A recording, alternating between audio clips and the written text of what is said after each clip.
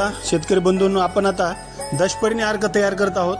हे बघा वर जे दिसायले हे लसूण पेस्ट आहे, त्यानंतर ही हिरवी मिरचीची पेस्ट आहे आणि ही जी आहे ही तंबाखू आहे।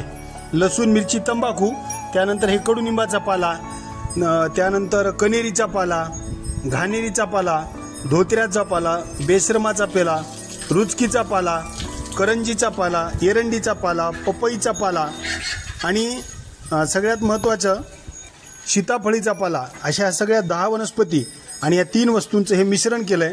हे 200 लिटर आहे। या 200 लिटरमध्ये साधारणतः 150 लिटर आपण गाईचं गोमूत्र घेतलेलं आहे।